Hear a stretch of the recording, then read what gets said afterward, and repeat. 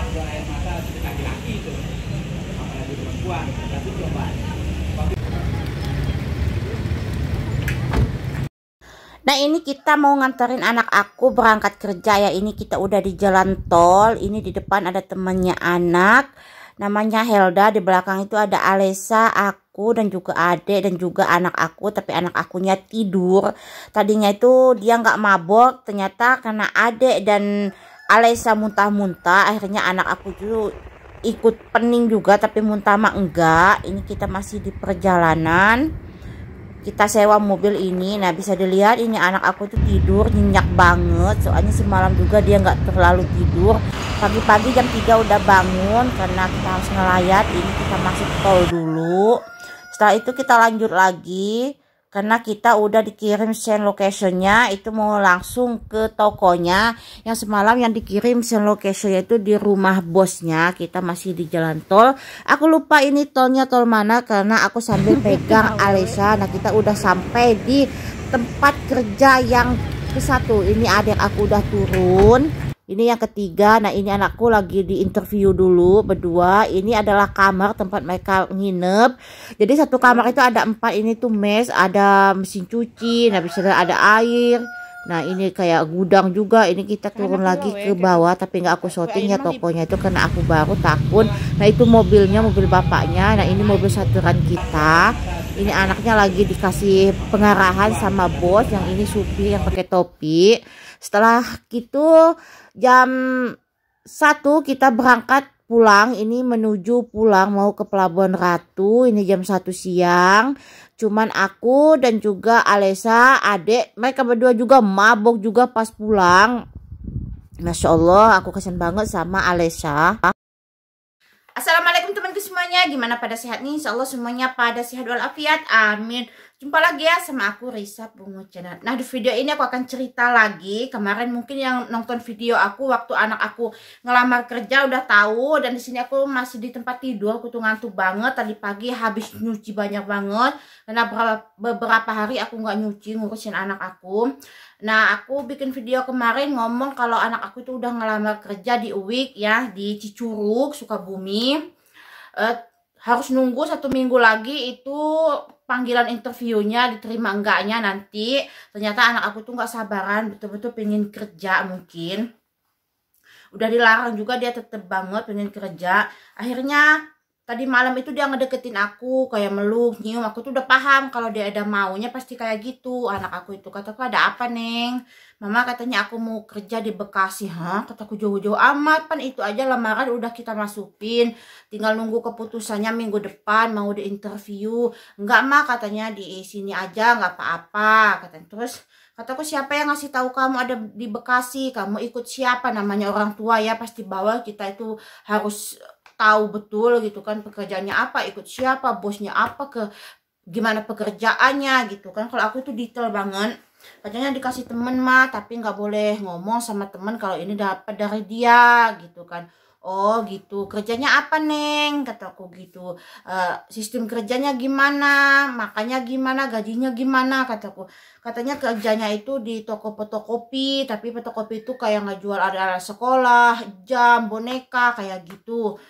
Oh kayak gitu kataku. Terus dia ngebel bosnya yang punya toko itu ya. Dia punya 12 cabang si bapaknya. Terus anakku lagi ngobrol, terus aku ambil. Halo Pak, kataku. Assalamualaikum. Waalaikumsalam. Ini mamahnya Mela, kataku. Sistem kerja di situ seperti gimana Pak? Ini anaknya mau kerja.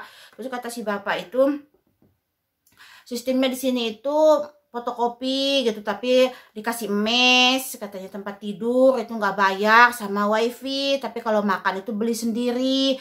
Gajinya 2 juta, tapi selama 3 bulan, selama apa itu training itu dipotong setiap bulannya itu 600.000, setiap bulan 600.000 sampai 3 bulan. Ini mungkin ya masa percobaan atau gimana aku nggak tahu.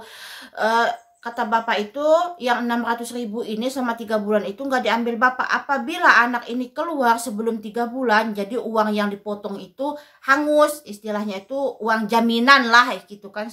Sekarang kan kalau setiap kita kerja ke PT apa itu kan harus ada uang jaminan gede kan. Nah kata bapak itu dianggap aja uang jaminan. Nanti kalau anaknya sudah Lepas 3 bulan itu kata bosnya itu uangnya dikembaliin, yang gajinya selama 3 bulan itu dipotong, kadang-kadang plus bonus, kata bapak itu. Oh begitu ya pak, kataku gitu. Terus lokasinya di mana, terus dikasih tahu gitu ya lokasinya, share location gitu. Katanya, Bu, kalau mau kesini nggak apa-apa, minum dulu, istirahat dulu juga nggak apa-apa. Katanya di atas, jadi tokonya itu di bawah, mesnya itu ada mesin cuci di sana. Tapi makanya enggak harus beli, nggak ada yang masak. Soalnya jam setengah 7 itu udah buka toko, dan perenya itu setelah kerjanya itu setengah 10 malam. Nah seperti itu ya. Terus kemarin itu aku udah setuju gitu ya, udah ngebel lagi, Pak, kataku, kita mau berangkat besok ya hari Kamis ke sana. Betul nggak Bu? Aku kasih ini satu kesempatan, kata bapak itu. Kalau ibu ingkar hari Kamis nggak datang, ini lowongan ini aku kasih sama orang lain, soalnya aku kan butuhnya 5, kata bapak itu. Yang 3 hari ini datang, jadi aku tinggal butuh 2. Anak ibu itu nomor 4-nya. Terus kata anak aku tuh, ada mah temen aku namanya Helda, masih saudara ya, ikut, katanya mau ikut mah. Tadinya adik aku yang mau masukin yang kelima ini. Si Helda, ya udah telepon aja, kataku. Aku udah nyewa mobil itu ya, nyewa mobil itu bolak-balik kan, bawa aku pulang juga itu 900 ke Bekasi, itu dari Pelabuhan Ratu ke Bekasi, dan bawa aku pulang lagi. Aku sewanya itu 900.000 itu juga. Dan aku udah tanya ke sana ke sini, itu mobilnya ada yang 1,5 juta, ada yang 1,2 juta. Ini tuh waktu dia yang bawa aku pas pulang dari Dubai kemarin. Nah dia yang aku sewa, masih deket sih di sini, RT sebelah, masih garis saudara juga. Udah itu ya udah, kataku, aku ngebel lah ke tukang yang rental mobil itu, kataku, Mang, kataku, besok bisa hari Kamis bisa anterin aku nggak ke Bekasi, mau kemana kayak aku bilang. Bekasinya itu mana ya, aku lupa. Terus coba kirim locationnya supaya dia tahu gitu yang gini-gininya, dan ongkosnya berapa. Kalau sama tetangga jangan mahal-mahal lah, kataku gitu. Terus dia hitung-hitung, katanya udah 900, nggak bisa kurang lagi ya, kataku. Enggak. Terus namanya kita ya cari yang murah. Aku ngebel ke sana, nanyain yang suka ngerentelin mobil itu, ada yang 1,5 juta, ada yang 1,2 juta. Ya udahlah, aku ambil aja dia gitu. Terus aku bel lagi, ya udah Mang, kataku, nanti hari Kamis jam 7 kita siap ya, kataku, ETW ke Bekasi, ke Pondok Indah apa mana ya di situ. Nah setelah itu jam 10 malam mungkin anak aku tuh ngomong lagi, Mah, katanya teman aku namanya Helda mau ikut, dia yang kelimanya, gimana Mah? Ya udah, yang penting dia mau ongkos, udah dia 350 aja, kataku. Kan Mama, kamu gede 550 kan bawa Mama pulang lagi, kataku gitu. Dia mau enggak segitu? Iya Mah, kata Dibel, iya mau anaknya. Terus aku ngebel lagi ke bos, Pak, kataku, yang kelima udah ada yang masukin belum? Belum ada Bu, katanya. Ini ada temannya anak yang mau kerja di situ, bisa nggak Pak? Ya udah nggak apa-apa Bu, bawa aja ke sini. Tapi katanya bapak itu ya, saya nggak mau nanti anak kamu nggak betah, dia ngajak temennya pulang, terus temennya nggak betah ngajak anak kamu pulang. Kata, insya Allah betah Pak. Nah jam 7 pagi, jam 6 pagi aku ngelayat dulu, soalnya di belakang rumah ibu itu ada yang meninggal, itu 2:30. Terus aku dibangunin adek itu jam 3, nitipin anaknya, adek ngelayat. Aku ngelayatnya itu jam 6, karena aku kan udah mau pergi, udah siap-siap gitu kan, udah janji juga sama bapaknya kalau hari itu gagal ya udah anak aku tuh di cancel, nggak ada pekerjaan lagi. Jam 7 kita udah nunggu di atas, soalnya kan biasanya di atas sana yang rumah yang mungkin yang sering nonton video-video aku yang hari lebaran aku syuting rumah yang bagus itu, maunya nunggu di sana. Di sana kan jalannya ke makam ramai. Terus katanya kita nunggu aja di atas. Udahlah, di bawah motor apa itu, koper anak aku udah disimpan di sana. Jam 7 kita ETW. Aku ngajak adik aku, kan teman aku pulang ya, nggak enak juga ya, gimana kan aku kan janda, masa satu mobil nanti sama supir. Aku juga nggak mau gitu ya, nanti kepitnah apa. Ya udah, aku ajak adik aku yang punya anak satu itu sama si Alesa, terus anak aku, terus si Helda temennya. Sampai di sana kita jam setengah 12, hujan gede. Terus jam 12 kita ngobrol dulu sama bapaknya baik banget sih, orang Padang. Aku nitipin anak aku, terus aku nanya sistem kerjanya itu gimana Pak di sini. Nah supaya ibu paham, di sini nggak masak Bu, jadi anak-anak tuh beli, katanya di sebelah itu ada warung nasi Padang paket komplit 10.000. Jadi anak-anak yang kerja di sana itu beli makanya tuh. Kalau mau masak Indomie bisa, tapi kalau mes dikasih katanya. WiFi juga dikasih, aku juga udah naik di mesnya di atas, udah aku cek semua. Kata bapak itu kalau ibu supaya puas hati ibu katanya, silakan ibu naik aja ke atas, ibu cek ke tempat tidur anak ibu nanti katanya. Toko ini bisa ibu lihat-lihat dulu katanya. Baik ya kalau kayak gitu, ngizinin gitu. Terus aku naik ke anak aku ke atas, terus aku bikin video sedikit. Mungkin yang tadi udah ngeliat, aku lihatin juga di sini. Aku lihat-lihat, oh ya udah. Terus aku tanya sama anak aku, gimana Neng, kamu betah nggak? Kataku gitu. Insya Allah betah mah. Terus aku ngobrol turun lagi ke bawah. Setelah naikin koper itu, ngobrol lagi sama bapak. Nah gitu bu sistemnya katanya. Dalam 1 bulan ini anak ibu itu nggak ada libur gitu kan. Kan dia masih masa training itu. Jadi nggak ada libur. Pertama 1 bulan nggak ada libur sama sekali. Nanti bulan 1, bulan kedua itu anak ibu tuh dapat libur. Dalam 1 minggu itu 4 kali libur katanya. Di sini nggak bebas. Kalau dapat apa itu istirahat 1 jam itu 1 jam, nggak bisa lebih, nggak bisa kurang gitu. Udah 1 jam harus datang, apalagi kalau malam keluar beli makanan. Kalau dia telat sedikit dikunciin pintu, katanya nggak bisa masuk, nunggu sampai pagi. Aku seneng banget itu karena ketat banget. Aku lihat juga karyawan-karyawan bapak ini pakai hijab semua gitu ya. Kalau laki-laki kata bapak itu nggak dikasih meh, ini khusus anak cewek aja. Nah disitulah aku agak tenangnya juga, soalnya anak aku kan pertama kali juga jauh.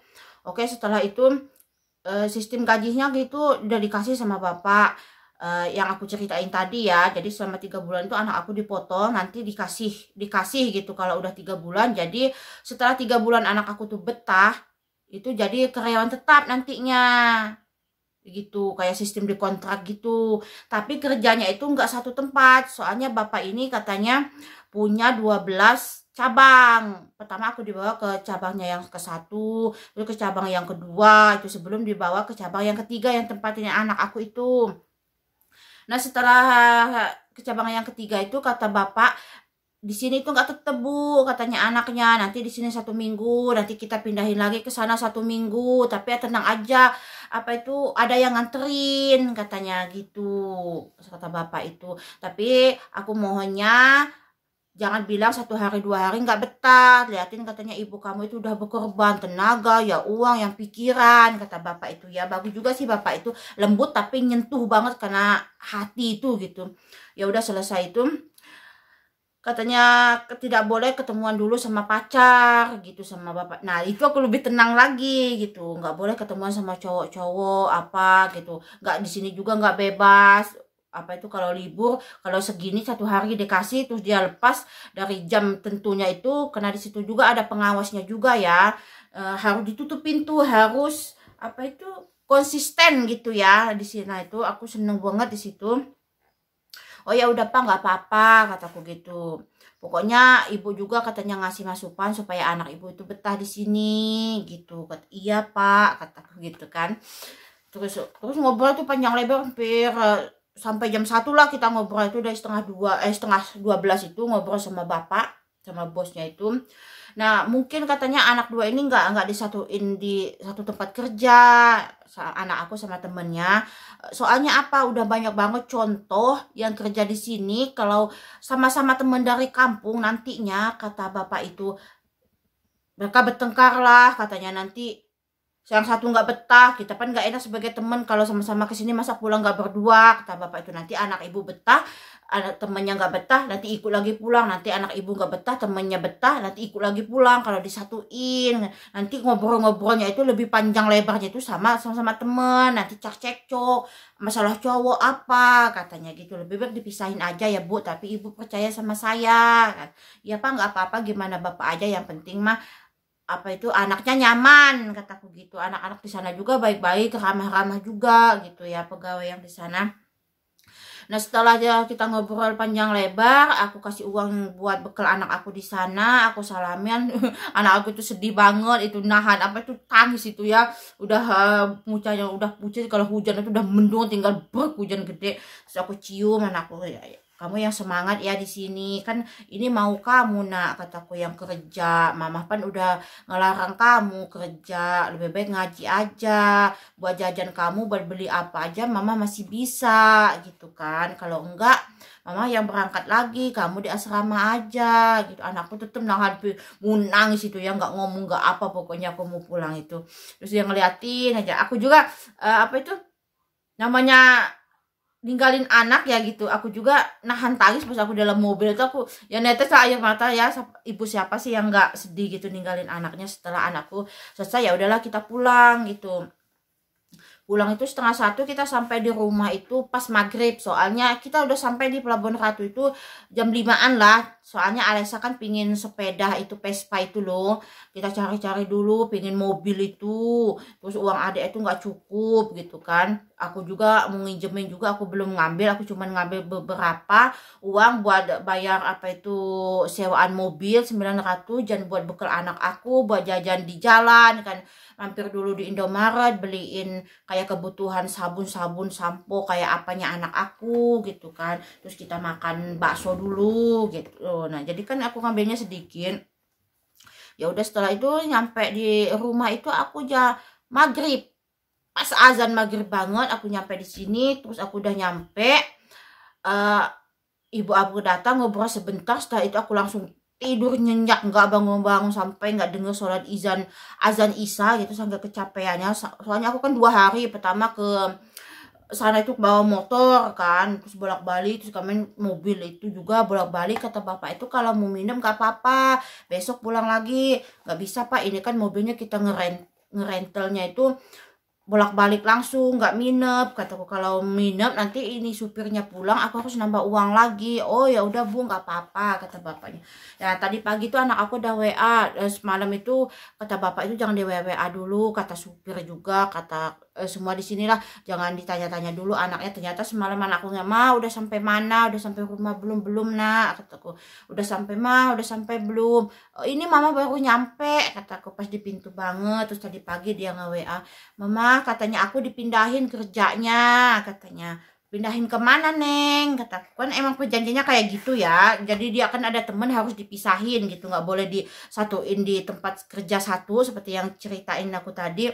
Di tempat yang apa itu toko yang kedua itu loh mah, katanya waktu kita ngobrol itu si bapaknya nurunin barang di situ. Oh di situ ya. Oh. Terus si Heldanya gimana neng, kataku. Si Helda mah masih di tempat yang kemarin mah, katanya. Mungkin 1 minggu di sini nanti dipindahin lagi. Bajunya dibawa enggak? Belum mah, nanti katanya habis maghrib. Soalnya katanya mendadak tadi itu, jadi Mela nggak bawa baju. Oh iya, hati-hati uangnya ya, kataku gitu. Iya mah, katanya. Ngobrol lah panjang lebar gitu ya, kayak yang kangen itulah anak aku. Mela betah enggak di situ? Kalau sekarang mah betah mah, katanya. Temen kamu gimana neng di sana? Baik mah. Ya kalau ada temen Mela harus ajak ngobrol, kataku. Kalau temen lagi ngobrol, Mela jangan main HP, harus bisa nepatin diri di mana aja kerja, kataku gitu. Kita harus nyapa duluan. Kan Mela yang apa tuh anak baru di situ, mereka kan udah lama, jadi Mela harus ngalah, harus nanya, mau ngobrol. Kalau lagi kerja kataku jangan pegang HP, di off dulu HP-nya. Iya mah, kata anak aku itu. Udah makan belum? Tadi pagi mah udah mas, siang mah belum. Soalnya yang apa itu toko 2 itu kan jauh dari supermarket sama tempat makan. Kalau yang ketiga itu ini ke rumah makanan Padang, terus sebelahnya itu Indomaret. Aduh kataku anak aku, anaknya itu doyan jajan gitu. Aduh kataku uang segini itu berapa hari nanti habisnya gitu. Oke teman-teman, segitu aja ya, panjang lebar aku ngomong.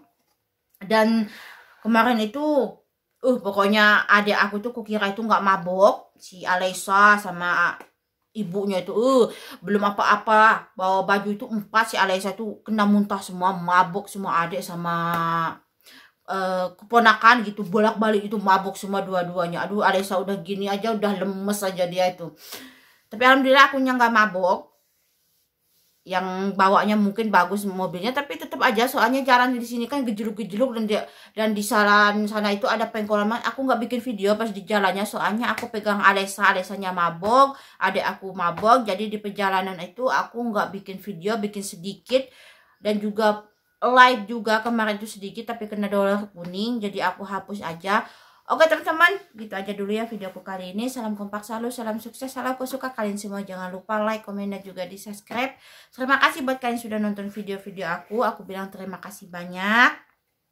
Dan minta doanya ya, semoga anak aku di sana betah, dia baik-baik aja, sehat, bosnya baik, teman-temannya juga baik. Dia juga kalau masih belajar gitu untuk kerja, aku sih nggak tega gitu. Tapi mau gimana lagi, dia juga harus punya masa depan, harus punya pengalaman gitu kan. Sebelum dia nikah, dia bisa menikmatin apa itu masa gadisnya, mencari pengalaman seperti itu sih. Yuk, bye-bye.